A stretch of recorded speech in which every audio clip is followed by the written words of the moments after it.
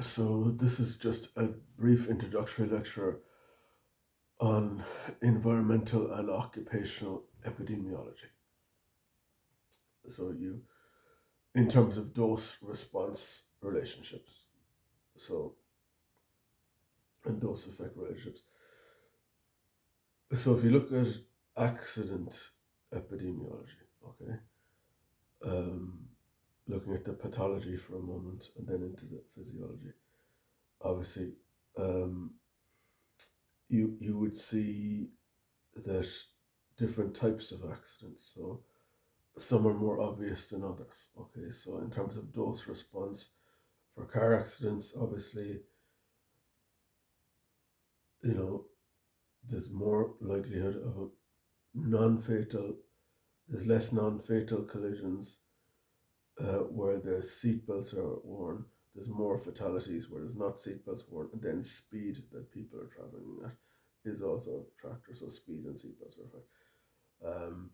In suicide, it is mainly socioeconomic factors, um, but also it can be available suicide methods. So we see this in Western Samoa. I'll just give you a case study. There was in about 1971 on some of the plantations there was a substance called paraca introduced, and that was highly poisonous and fatal poisoning.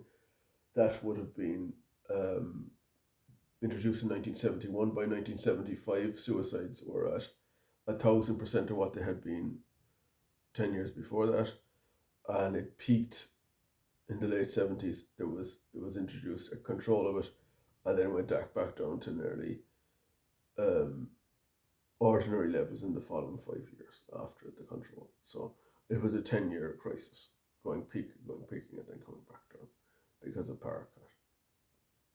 So you see in homicides, you see what are the risk factors.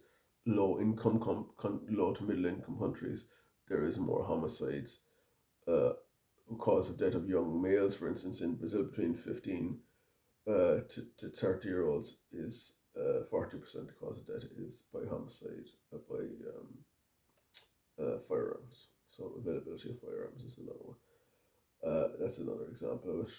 Um, and then you move on to um, other factors.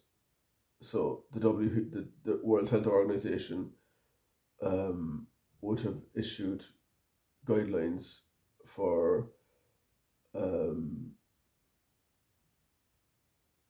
the air quality, water quality conditions in areas, in populations years ago.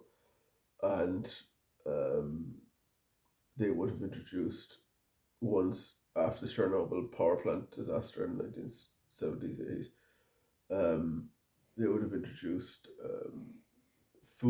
nuclear food contamination guidelines also. Um, and there can be factors within your own house. It is of asbestos in your house. So income factors can go into other things. The construction of your house, asbestos poisoning could cause asthma. That can also be an income factor. That is also an air quality factor related to an income. So, as I said in the one to do with suicides and homicides, we said homicides was low to middle income. We said um, suicides was socioeconomic. You see, so that's all the same thing. Asbestos poisoning caused by poor construction, poor facilities is the same thing. And then another one would be, in fact, that um, uh, there's a correlation in a dose response relationship. A study has been done which shows a graph that says that people with low income spend more of their income on food, and their mortality rate is higher. So uh, that that has to do with vegetable consumption as well. That study was to do with vegetable consumption. People who are spending a greater percentage of their income on food are not um, preparing things as well as they should be, not having proper food preparation, or eating the right types of vegetables, or the right dose of vegetables. So that's a dose response relationship as well. That's just a brief introduction to utilizations of epidemiology in preventing mortality factors, and looking at mortality factors generally in terms of accidents and construction, air quality, food quality, that kind of thing. So there's a few usages of epidemiology, just for one who might think that it's not.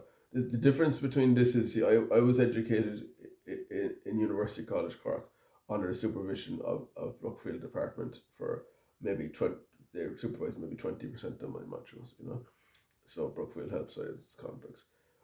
So for that reason, there's a misunderstanding between people who are graduates of an Institute of Technology and ourselves. Most departments in UCC would be under supervision of Brookfield as well, not students who are under supervision of Brookfield. So we're all students of Brookfield either way. Even though I was a student of a different faculty, college, school of business and law. But I was a student of Brookfield for some of the time. So for that reason, we are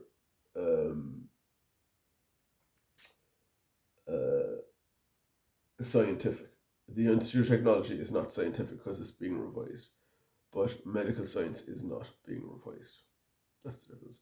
Like, other departments of the university are being revised, like history and language learning, but this medicine, like the Department of Science that's to do with pharmaceuticals, is under continual revision, but the department that's under epidemiology is not under revision. From John Snow was the founder of epidemiology. What happened was there was a cholera epidemic in Soho in 1920s, and um, they didn't know what to do. There was a lot of fatalities, so John Snow got a spot map and put down a dot at all the locations of the properties that were had been a map of the area, and put dots on all the areas. And then one night he went down in the middle of the night and dismantled a water pump in Soho against without permission from the council or whatever.